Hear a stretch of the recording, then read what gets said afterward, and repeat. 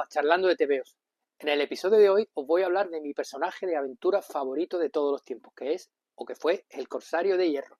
El Corsario de Hierro era uno de los últimos, yo creo que fue el último que hubo ya, personaje de factura realista, de aventuras del TVO español, ¿vale? Anteriormente habían existido otros personajes que eran los que ya hablé en el episodio 3, el Jabato, el Capitán Trueno, el Guerrero de Antifaz, etcétera, etcétera, ¿no?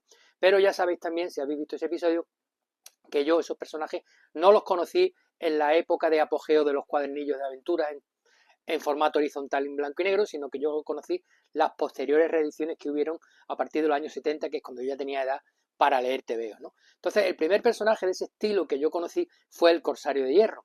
¿Por qué? Porque este personaje aparecía en el TVO Mortadelo, la revista de historietas Mortadelo, que era la que yo compraba, ¿no? Entonces, sin desmerecer a los otros personajes, ni muchísimo menos, porque según a quien le consultemos o si vemos algunos u otros estudios sobre la historia del TV español, la mayoría de la gente coincide en que el más importante y el que más impacto tuvo fue el Capitán Trueno, ¿no? Pero yo no estoy hablando aquí desde el punto de vista histórico de la importancia o el impacto de un personaje, sino como ya sabéis, en este podcast yo hablo de mis gustos personales. Entonces yo hablo de lo que a mí me gustó, lo que a mí me impactó y lo que a mí a fecha de hoy me sigue encantando, ¿no? Entonces, bueno, pues yo voy a hablar del Corsario de Hierro. El Corsario de Hierro, como he dicho antes, apareció en el número 0 de la revista Mortadelo, ¿vale? ¿Os acordáis también cuando hablamos de los TVOs españoles? Que decíamos que los TVOs tenían varios tipos de historietas, la mayoría eran de factura y de corte cómico porque eran revistas infantiles, pero tenían también personajes de tono realista, ¿vale? Historias más adultas en cuanto a argumentos, los dibujos eran más realistas y, bueno, pues para todo tipo de público, ¿no? Bueno, pues en esta revista Mortadelo, que era mi favorita, ya lo sabéis también, es donde yo descubrí a este personaje que me fascinó desde el minuto 1. Bueno, os voy a contar algo así por encima de él para ver si capto vuestra atención y hago que os guste y queráis leerlo, porque además ahora es muy fácil de conseguir porque se está reeditando todas las aventuras en orden cronológico desde el principio, ¿no? Luego hablaremos de las distintas reediciones que hubo, pero vamos a empezar desde el principio, que es el mejor punto de donde se puede empezar. Bueno, pues el Corsario de Hierro fue la última creación de Ambrós y Mora. ¿Y quiénes eran Ambrós y Mora? Pues Ambrós y Mora fueron los autores del famoso Capitán Trueno, que ya comenté en su momento y acabo de recordar, que fue uno de los personajes más emblemáticos de aventuras del TVO español, ¿no? Entonces, estos mismos autores, pues ya a finales de los 70, bueno, fue más bien al principio, porque la revista Mortadelo salió, creo que fue en el 70 o por ahí, yo la pillé ya un poquito más adelante, cuando ya tenía edad de leer, ¿no? Pero a partir de los 70, 70 y poco, es cuando nació la revista Mortadelo y es cuando ya se incluyeron las aventuras de este personaje, ¿no? Pero bueno, publicaron muchos números y duró bastante tiempo. Bueno, pues estos dos autores crearon un personaje de aventura al estilo Capitán Trueno, solo que cambiaron un poco la ambientación, ¿no? El Capitán Trueno tenía lugar en la época de las Cruzadas y el Corsario de Hierro era más bien en el siglo XVII, ¿no? Ya veremos después un poquito de sus aventuras y tal. Estas aventuras empezaron, como he dicho, en la revista Mortadelo y como comenté en su momento cuando hablábamos de los TVO, pues en formato serie, ¿no? Formato serializado. Lo que os decía en su momento, había ciertos personajes que tenían una importancia y las aventuras de esos personajes se serializaban semanalmente para que si te gustaba el personaje y te enganchaba, te obligase a comprarte el siguiente número de la revista y así crear un poco de coleccionismo y de enganche, ¿no? Entonces, las aventuras del Corsario de Hierro tenían 30 páginas y la serialización consistía en 7 capítulos de 4 páginas cada capítulo y el último capítulo, el octavo, eran 2 páginas, de manera que eran 7 por 4, 28 más 2, 30, ¿no? Y tú ibas comprando poco a poco, o sea, cada semana ibas comprando la revista Mortadelo y leías tus series favoritas y una de ellas, yo ya dije en su momento que mi favorita era Mortadelo y Filemón y el Corsario de Hierro, ¿no? También seguía Zipizape, también seguía Anacleto, Sir Timoteo, que era otro de mis favoritos. En fin, yo tenía muchos personajes favoritos, pero de corte realista, este fue el primero que conocí, el primero que me llegó a la vista, el primero que yo leía que era distinto a una historieta de Mortadelo o de Zipizape, que los dibujos eran más, parecían más de verdad, los argumentos eran más de película o de novela, entonces pues también atrajo mi atención, ¿no? Bueno, primero se publicaban serializadas en Mortadelo y luego tuvieron ya, como todo lo que ocurría, igual que en las historietas de corte cómico tenían su recopilación en los tomitos esos que os he enseñado de la colección Olé, que eran amarillos, pues esto también tenía su correspondiente reedición ya en formato revista, pero con las aventuras una vez completadas ya en formato fasciculillo, ¿no? Digamos. Ahí os voy a poner la portada de la primera, del primer número que se publicó en esta colección, ¿no? De joyas literarias juveniles, la serie roja, que esta fue la serie de los 70 que recopilaba las aventuras completas del Corsario de Hierro. Luego vamos a ver que ha habido varias ediciones posteriores, ¿vale? Un intento raro de hacer algún experimento que no sé por dónde salió, porque yo solo conseguí un número, y la edición actual, ¿no? La que se está publicando ahora actualmente y que es la más completa hasta la fecha. Bueno, ¿quién era el Corsario de Hierro? ¿Quién eran los que acompañaban al Corsario de Hierro? ¿Quién era sus compañeros de aventura? Bueno, pues os lo voy a poner ahí en pantalla, ¿vale? Lo estáis viendo ahí ahora mismo en la pantalla, estáis viendo que tenéis ahí un montón. No están todos los personajes, están solo algunos, pero bueno, os voy a hablar de los principales. Los principales eran, como estáis viendo ahí, era el Corsario de Hierro, que era el protagonista absoluto de la serie, ¿no? Y luego veis ahí que estaba acompañado por Macmec y Merlini. Si os fijáis bien y recordáis un poco, y sobre todo la gente de mi edad lo tendrá más claro porque lo recordará mejor, ese trío recuerda mucho a los tríos de los tebeos de aventura de los cuadernillos de los años 40-60, ¿no? El Corsario de Hierro, Macmec y Merlini recuerdan mucho al Capitán Trueno, Goliat y Crispín, o incluso al Jabato, Taurus y Fideo de Mileto. Más bien a Fideo de Mileto, porque si os fijáis en Merlini, el aspecto de Merlini recuerda mucho al de Fideo, ¿no? Perdón. Esto era digamos, la fórmula que tenían estos tebeos, ¿no? Porque se parecen mucho en ese sentido. ¿Por qué? Porque siempre estaba el protagonista absoluto, que era en este caso el Corsario de Hierro, igual que en su momento fue el Capitán Trueno o fue el Jabato.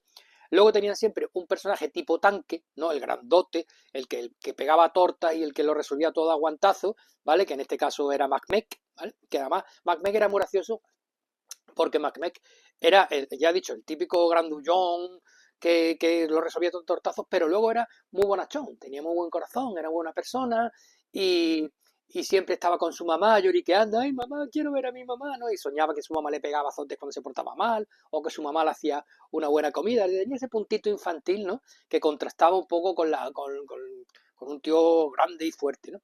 Y luego tenemos a Merlini, que Merlini era, pues siempre decíamos que había, el tercero en discordia siempre era o un personaje juvenil en el tipo de Crispín, o un personaje que metía el puntito cómico, que era, en el caso del Jabato era Fideo de Mileto, y aquí en Merlín.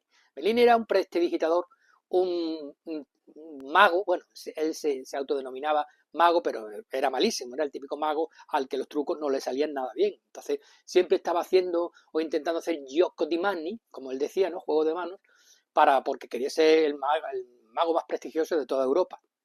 Bueno, pues huelga a decir que sus juegos de manos siempre salían mal y siempre se terminaba liando alguna cosa gorda por culpa de un truco que había fallado, ¿no? Entonces eso producía la parte cómica de la aventura, pero a veces incluso más de una vez se metieron problemas por culpa de un intento de juego de manos de Merlini. Intentaba hacer algo, metía la pata y eso provocaba una situación en la que ellos terminaban metidos en un lío que terminaba siendo una aventura, ¿no? Estaba muy divertido, la verdad. Luego tenemos, en la parte de abajo tenemos a las mujeres del Corsario de Hierro. Bueno, las mujeres no en el sentido de esposas, sino las mujeres que salían en la aventura del Corsario de Hierro. Ahí tenéis a Lady Roxana, ¿vale? Que luego veremos quién es. Es la sobrina bueno, si veis la otra fila, la sobrina, el de la fila de abajo, el de en medio, Lord Benburry, lo estáis viendo ahí, el de la peluca blanca, ¿vale? Era la sobrina de Lord Benburry, ¿vale? Ella estaba enamorada del Corsario de Hierro, pero él tampoco le hacía mucho caso. Luego tenemos a Bianca, la princesa Bianca de Orsinia, que era una princesa veneciana, que también interactuaba mucho con el Corsario de Hierro en la aventura, y esta era la típica mujer que rompía un poco el estereotipo de, como se decía antiguamente, damisela en apuros a la que había que rescatar, sino que era lo contrario, las mujeres del Corsario de Hierro rompían un poco ese estereotipo, no eran las típicas mujeres débiles que estaban en peligro y que había que rescatar, ellas mismas eran autosuficientes, eran guerreras, se defendían ellas solas, incluso ellas eran las que a veces rescataban al protagonista, o sea, que no era, para ser un TV de aquella época, de los años 70, ¿vale? La mentalidad con respecto al papel de la mujer estaba muy avanzada, ¿no? Era bastante feminista en ese sentido, ¿no? Porque no era la típica mujer que estaba ahí asustada todo el rato, sino más bien lo contrario, ya lo veremos, porque, bueno, tenemos también a Colibrí, que era una princesa canadiense también.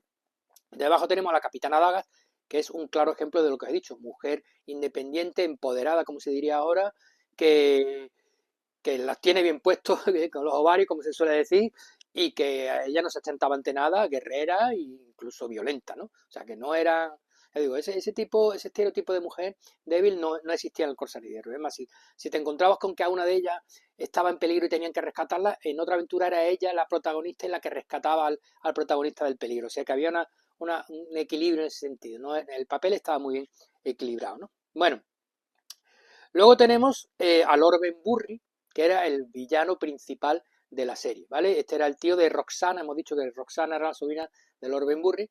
Lord Ben Burry era el villano principal de la serie. Tiene un papel muy importante en el origen del personaje, pero no lo quiero contar porque si os pica la curiosidad y queréis leer El Corsario de Hierro, pues no quiero desvelaros el origen, quiero que lo descubráis por vosotros mismos, pero sí quiero decir que el Lord Ben Burry es el enemigo por antonomasia, es la némesis, ¿sí? Siempre tenemos un enemigo ahí enfrente que es el que define al personaje, pues en este caso era Lord Ben Burry, un antiguo pirata que ahora se dedica al comercio de especias, pero claro, sus actividades no terminan de ser lícitas del todo, entonces es uno de los villanos principales. A su lado tenemos a la vieja dama. Lo que pasa es que esta imagen que yo he encontrado en internet descoloca un poco porque la vieja dama está puesta al lado de Lord Ben Burry, que es un villano, sin embargo ella no era villana. Ella debería estar en la parte de lo bueno de la película, ¿no? Porque en realidad ella es, digamos, entre comillas, la madre adoptiva del Corsario de Hierro, la mentora, entonces tampoco quiero contar gran cosa, pero bueno, no la veáis, porque aunque esté al lado de Lord Ben Burry, no lo veáis como una villana, ¿verdad? Como una de las partes buenas de la serie e importante, ¿no? Igual que la Capitana Daga, al principio era una enemiga del Corsario, pero luego se unió a él y fue una aliada, ¿no? Luego debajo tenemos a tres personajes de los más importantes. Los villanos fueron múltiples porque hubo un montón de aventuras y un montón de villanos, pero estos son los más importantes en el sentido de los más recurrentes, ¿vale? Los que más a menudo repetían aparición en las historietas, ¿no?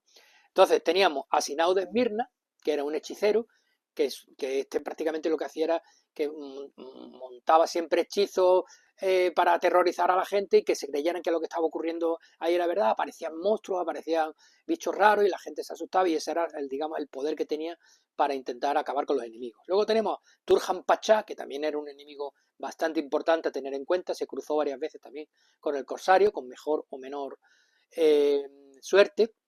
Y luego tenemos también al Condottiere Nero, ¿vale? El Condottiere Nero o el Condottiere Negro, ¿vale? Ahí lo tenéis, que era otro villano también importante que también aparece muchas veces. Luego había otro tipo de villano, otra serie de villanos, pero bueno, digamos que, como he dicho antes, los que más aparecían recurrentemente eran estos, con lo cual, bueno, pues ahí los tenéis, ¿no? Bueno, las aventuras del Corsario de Hierro tuvieron lugar en el siglo XVII, ¿vale? Y se pueden agrupar en tres zonas geográficas importantes, ¿no? Hay una zona que es la parte de Europa, ¿vale? Que son aventuras que ocurren normalmente en Inglaterra, en Venecia, en Francia. Yo incluso me atrevo a decir que yo conocí Venecia y me enamoré de Venecia antes de ir a Venecia, porque yo fui a Venecia luego ya muchísimos años después con el tiempo, ¿no? Pero cuando era pequeño y leía El Corsario de Hierro, me enamoré de Venecia por El Corsario de Hierro, porque me fascinaban tanto las aventuras del Corsario de Hierro que las que ocurrían en Venecia, como estaba muy bien dibujada y muy bien recreada la ciudad, de las góndolas, los callejones, los canales, todo eso llamaba la atención. Y claro, cuando te decían en el colegio, tú preguntabas y el profesor te decía, sí, sí, esta ciudad existe de verdad, hay una ciudad así que está encima del mar, no sé qué. Claro, eso a un niño pues le llamaba muchísimo la atención. Entonces yo me acuerdo que la primera vez que fui a Venecia, ya me gustaba Venecia sin haberla visto, porque me imaginaba el Corsario de Hierro y cuando caminaba por esos callejones y pasaba por esos canales y veía las góndolas pasar, me imaginaba el Corsario de Hierro saltando por los tejados y combatiendo allí en los callejones de Venecia, ¿no? Impresionante, ¿no? Bueno, eso era el ciclo, digamos, europeo, ¿no? La parte europea, Francia, Inglaterra, Venecia, etcétera. Luego estaba la parte de la costa de Argel, ¿vale? Que también es donde estaban todos estos enemigos que hemos visto, Sinao de Esmirna, Turhan Pachá, había otro que no estaba en estas ilustraciones, que era también Hassan el Eunuco, ¿no? Todas estas que tenían lugar en la costa de Argelia, pues era otra zona geográfica donde ocurrían, y luego una tercera zona que fue ya el Nuevo Mundo, ¿no? Fue ya la parte del Canadá, donde también en un momento dado pues llegaron a la costa del Canadá y tuvieron varias aventuras allí y luego ya volvieron otra vez a Europa parando por el Caribe, ¿no? Entonces estas son, digamos, las tres zonas geográficas importantes, la costa de África, Europa y las costas americanas, ¿no? Y bueno, pues en cada sitio iban ocurriendo cosas distintas y tal. En cuanto a las aventuras eran magníficas. Las aventuras tenían el toquecito justo de para que le gustara a todo el mundo, ¿vale? Era el toquecito justo de aventura, emoción, acción, humor, romance, intriga, misterio, terror, había de todo y lo mezclaban todo, no es que todas estas aventuras tuvieran todos estos ingredientes, pero en todas las aventuras aparecía algo de eso, siempre había un misterio, siempre había peleas, intrigas, había de todo, ¿no? Entonces, yo creo que eso es lo que lo hacía tan bonito. Que yo creo que ahí Ambrose y Mora, Víctor Mora echaron el resto. Dijeron, es el último personaje de aventuras que creamos, vamos a hacerlo bien y vamos a dar todo, ¿no? Y eran aventuras súper divertidas. Además, si os gusta el, el género de piratas, pues es un poco de ese estilo porque hay muchos buques, muchos asaltos a barcos, muchas peleas a espada, incluso el mismo nombre del personaje, ¿no? Que se llamaba el Corsario de Hierro, que en realidad él no era un corsario. Pero bueno, todo el mundo sabe que un corsario es como una especie de pirata bueno, digamos, para que nos entendamos. Es un pirata bueno que trabaja al servicio de un rey para capturar piratas malos, digamos, ¿no? Eso, digamos, es un grandes rasgos la definición de corsario. Pero es que este no era corsario en ese sentido porque este no trabajaba para ningún rey capturando piratas malos. Sí es verdad que peleaba contra piratas malos, pero no por un encargo de un rey, sino porque le salían al paso y porque iban a por él o se los cruzaba o lo buscaban por vengarse, pero no era como un oficio, ¿no? Entonces había intrigas y aventuras y emociones de todo tipo, ya digo, y había partes de humor, partes de romance, partes de intriga, a mí me encantó, ya digo, ya no sé si fue también porque fue, como he dicho antes, el primer personaje que yo conocí de pequeño, que rompía los estereotipos y los moldes de los tebeos infantiles con dibujos cómicos y tal, y fue un paso, digamos, a mi madurez como lector, pero a mí me encantó. Yo os puedo decir que el Corsario de Hierro porque iba a decir era, pero es a fecha de hoy mi personaje favorito de aventuras. Es más, ahora lo estoy releyendo gracias a la nueva edición que han sacado, ¿no? Bueno, hablando de ediciones, habéis visto antes la que he puesto ahí de Joyas Literarias Juveniles, la serie roja, que fue la primera que se hizo, como he dicho antes, en los años 70, ¿vale? Que esta luego tuvo una segunda edición que fue en los años 80, se llamaba la edición histórica, que esta la voy a enseñar aquí, que es esta que estáis viendo aquí, la veis aquí, ¿vale? Esta es la que ya alguna vez os he enseñado, que está aquí atrás, esto de aquí, estos tebeos de grapa, son esta edición de los años 80, ¿vale? Donde se republicaron con un tamaño un poco más grande del habitual, todas las aventuras fueron fasciculillos, ¿vale?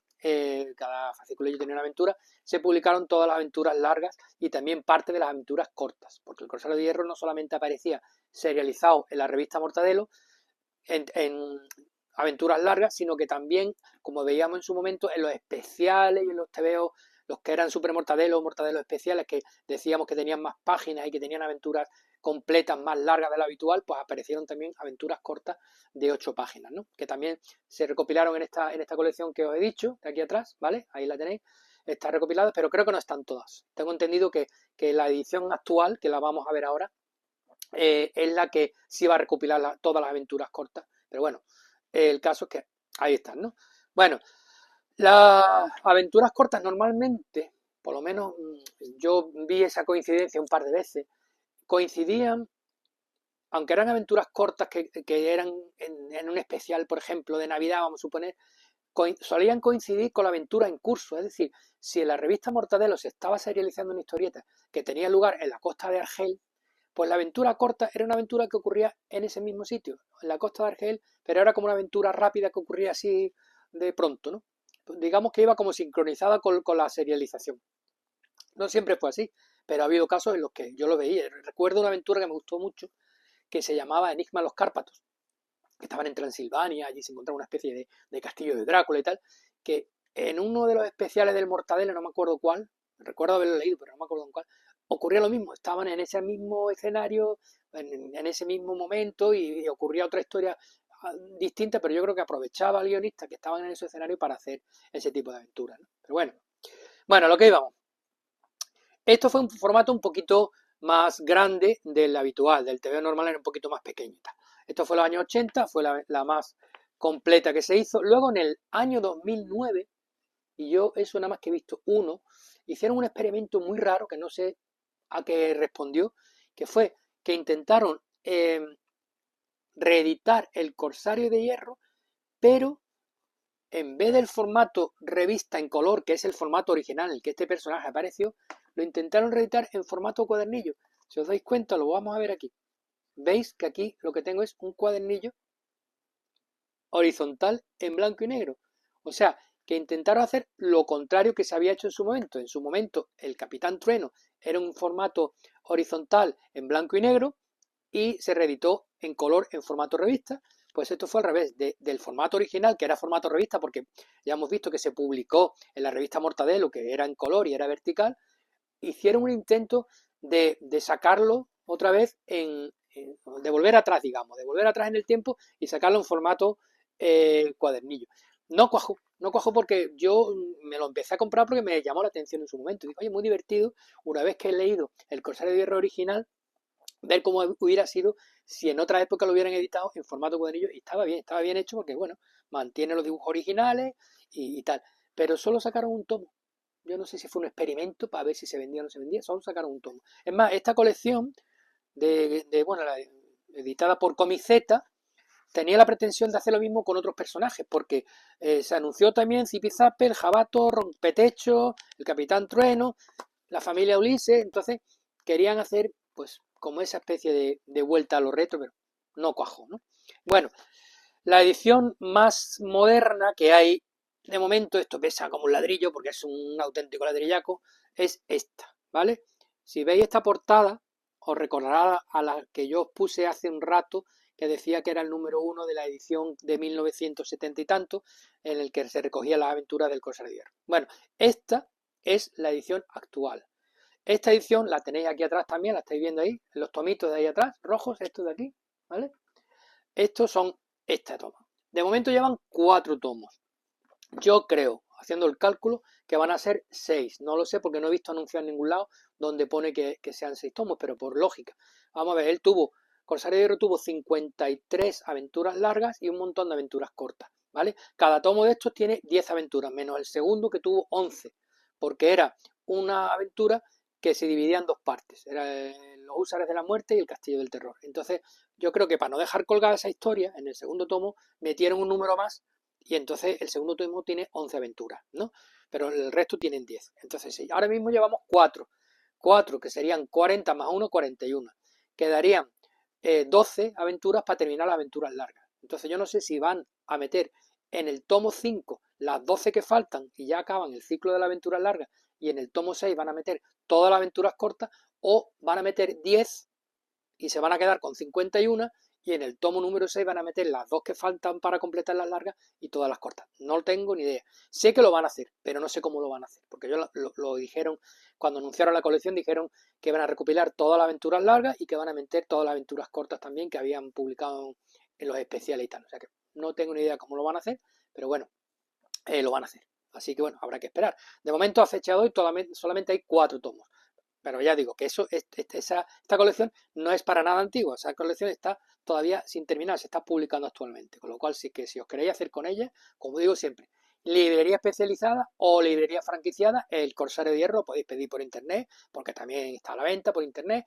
Si os interesa el personaje y os gusta, lo podéis hacer.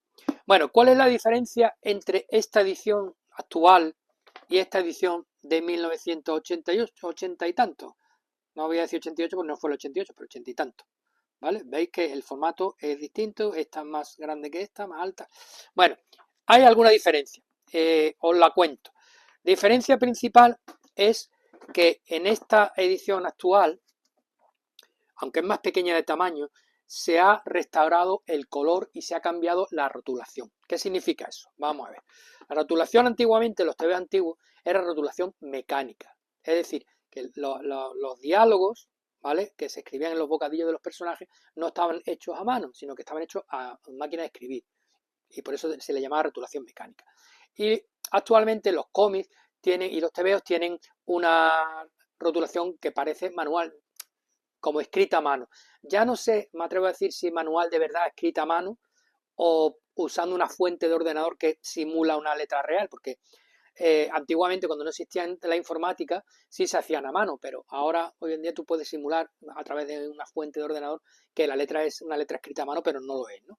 Entonces esa es una principal diferencia. El color restaurado y la rotulación manual en vez de mecánica. Vamos a ver una diferencia, un ejemplo del color restaurado, porque hubo una cosa que a mí me fastidió mucho en su momento y eso lo han arreglado en esta edición, al menos en parte, ¿vale? Si no del todo, por lo menos en parte lo han arreglado. El Corsario de Hierro, mientras hablo os voy a buscar la página para que lo veáis, porque tengo que hacer la comparativa con las dos ediciones y tengo que buscar la página, me perdonáis un segundo aquí. El Corsario de Hierro se editó, ya hemos dicho, en la revista Mortadelo en color originalmente, no era un refrito de una publicación anterior, pero tenía una cosa que a mí me fastidiaba mucho, y es que cada X viñeta de pronto te encontraba una viñeta monocroma o en este caso bicolor, ¿vale?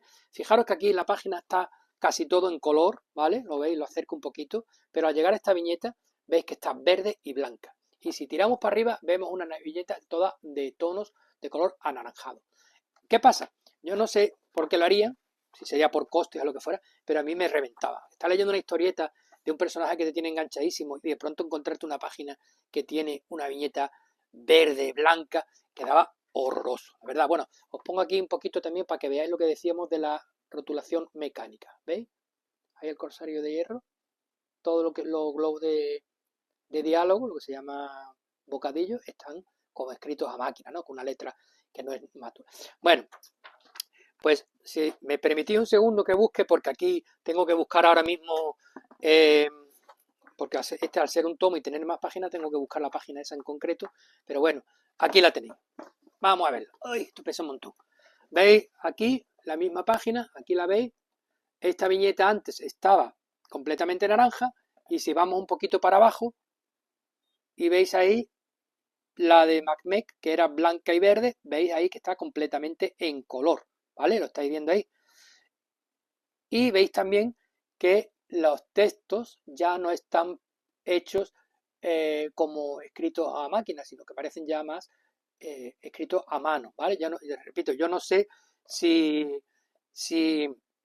están realmente escritos a mano o es una fuente de ordenador que simula la escritura a mano. Pero fijaros cómo cambia la página, ¿vale?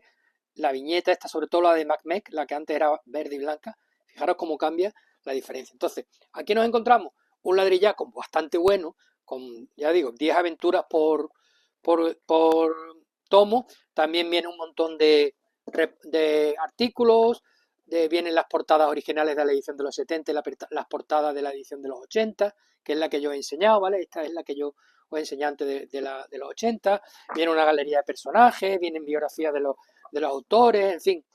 Es un tomo que está bastante completo, ¿no? Y viene siempre con su texto introductorio también, para explicarnos un poco el contexto, etcétera, etcétera. O sea que fijaros aquí, ¿veis? Ahí tenéis. Es un tomo bastante completo. Yo ahora mismo, esta editorial que es Penguin Random House, está haciendo un trabajo muy bueno en sacar a la venta todos los clásicos de Bruguera, ¿no? Ya hemos dicho, porque esto también lo editó Editorial Bruguera, ya hemos dicho, lo habéis visto, ¿no? Y aquí lo estáis viendo aquí, no se ve bien porque me tapa la silla, los tomos estos de lo mejor de Botones Sacarino, lo mejor de Mortadelo y Filemón, lo mejor de Rompetecho, todos los personajes que hemos visto, que yo he hablado anteriormente y que os decía que eran los personajes que para mí fueron más importantes y que debieron de tener su impacto porque son los que se están reeditando ahora. O sea, todo esto, prácticamente todo lo que estoy hablando en el podcast, pues se da la circunstancia de que se puede encontrar en las librerías, ¿no? Entonces, yo os animo a que le echéis un vistazo porque yo digo, si os gustan las películas de piratas y de espadachines y así más recuerdan al cine clásico y tal de aventura, os recomiendo el Corsario de Hierro. Os va a gustar muchísimo porque hay aventuras de todo tipo. los guiones no se repiten, no son aventuras que tú digas, esto ya me suena a otra que se parece, no, aunque aunque los personajes sean los mismos y los villanos repitan, muchas veces eso pasa con los superhéroes. ¿Cuántas veces se ha enfrentado Spider-Man con el Doctor Octopus? Infinidad de veces. Pero no siempre la circunstancia o el argumento en el que se enfrenta es el mismo. Los personajes son los mismos, pero las situaciones cambian absolutamente. Pues aquí es lo mismo. Te encontraba a los villanos, pero no eran las mismas historias, ¿vale? Eran historias muy bonitas, muy emocionantes, muy divertidas y a mí me encantó. Yo ya digo, yo después de esto, bueno, ya fui creciendo, fui leyendo otro tipo de cosas, perdí la pista a los TVOs desaparecieron y yo ya no he vuelto a ver otro personaje de aventura de este estilo. No sé si hubo otro posterior al Corsario de Hierro, pero yo creo a mi entender que fue el último que hubo. Y la verdad que para ser el último, ¿vale? Fue maravilloso. Así que os recomiendo mucho que compréis estos tomos. Repito, están saliendo ahora a la venta, una colección que está ahora mismo a la venta, que está sin finalizar, que le quedan como mucho, a mi entender, un par de tomos para terminar, ¿vale? Así que bueno, si os ha gustado lo que os he dicho y os ha llamado la atención, os ha picado la curiosidad al Corsario de Hierro, pues rápido a la librería a comprártelo porque te lo vas a pasar genial. Te lo vas a pasar maravillosamente, te vas a pasar ratos muy divertidos y muy entretenidos. Bueno, pues como digo siempre, hasta aquí el programa de hoy. Hoy ha sido un poquito más largo y eso que he intentado sintetizar porque si me pusiera a hablar de todas las aventuras del Corsario de Hierro tendría que hacer un programa de 3 horas, ¿no? Pero bueno, por sintetizar un poco, como digo siempre, por dar un poquito de información para que tengáis una idea de qué va el personaje y sus aventuras, para que os pique la curiosidad y queráis haceros con su historia, o como ya también me habéis escuchado algunas veces si me seguís, la gente de mi generación, los que ya tenemos una cierta edad, pues recordarlo con nostalgia y con cariño. Bueno, pues nada, seguimos con el podcast y aquí nos quedamos hoy. La semana que viene hablaremos de un grande del TVO español.